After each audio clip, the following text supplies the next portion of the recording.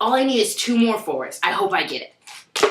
Wow, you must really suck at rolling dice. Why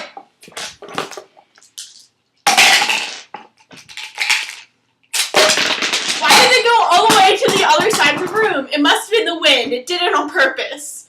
Stop! What? Why is that? You guys are taking part in the fundamental attribution error. What's that? It's when a person emphasizes a personality trait or a situational factor, rather than look at the millions of causes that could have caused the effect. What? When she missed rolling 2 more 4s, you said it was because she sucked at rolling dice, when in fact, it actually wasn't that easy for her to roll exactly what she needed. What? And it involved more luck than it did skill. But when you threw the dice, you blamed it on the wind in the room, when maybe it was actually your fault that the dice went all the way to the other side. You blamed a natural factor instead of yourself. Oh, I get it. So fundamental attribution error is basically when you assume that someone else's mistake has to do with his or her personality, or when the mistake has to do with other factors, like the wind. Wow, I'm sorry. I didn't even realize I was doing that. How can I fix it? That's okay. Most people don't realize it until somebody points it out. The best way to fix this problem is by using empathy. Before you automatically assume why somebody made a mistake, put yourself in their shoes and think about how you would feel if somebody blamed a situational factor on your personality.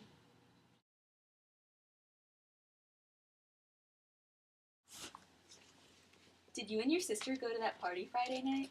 Yes, it was totally awesome. My mom didn't expect a thing.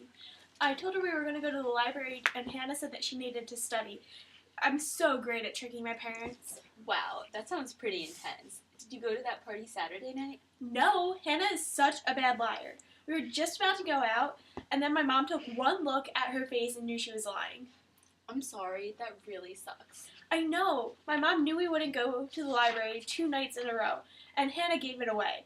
I know it. Her face is so easy to read. Stop. Is there a problem? You guys are taking part in self-serving bias. What's that?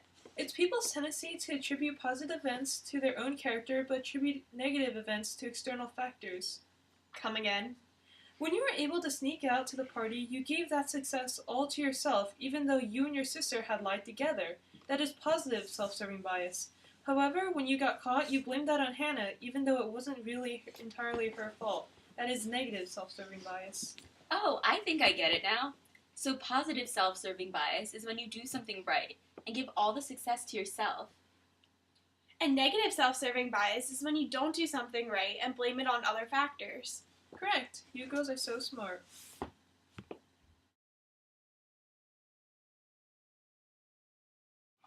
Let's see if self-serving bias actually does take place. So what grade are you in? 9. Alright. Do you remember a test or a project that you did really well on? Yeah. What was that? It was for science. For science? Yeah, bio. And why did you do really good? Because I tried hard and stayed up all night. Wow, you must be really dedicated. Do you remember a test that you did really bad on? Yeah, And what was that? bio. And why did you do bad on that? Because it was really hard. Do you know what self-serving bias is? No. When I asked you how you did on the bio test you did good on, you said it was because you studied hard and you stayed up all night. But then when I asked you why you did bad on your other test, you said it was really hard. So what grade are you in? 9th. Do you remember a test that you did fairly well in? Yeah, I did well in one in biology. That was on evolution. And why did you do well in that? Because I studied without my parents' help. Okay. And do you remember a test you did not so good on? Yes. What was that? Spanish. And why did you do bad on that one? Because my mom tested me, and she pronounced all the words wrong. Do you know what self-serving bias is? Nope, no idea. Okay.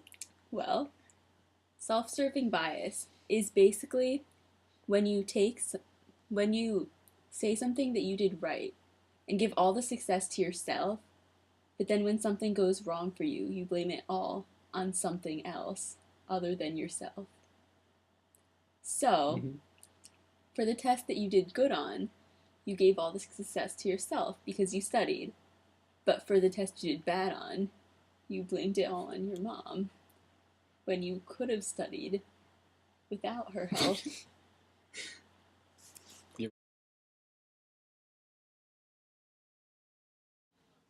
My brother was making fun of me today because he says I'm a slow runner, but all girls are slow runners, so it's not like I'm different from anyone else.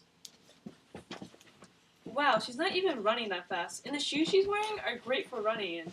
They can pretty much cause anyone to run faster. Stop! What's the matter? Yeah, what's up? You guys are taking part in defensive attribution. I don't even know what that is. Well, it was invented a long time ago. It's actually a combination of Freud's psychological defense theory and Heider's attribution theory. Wow, that's really interesting. Tell us more.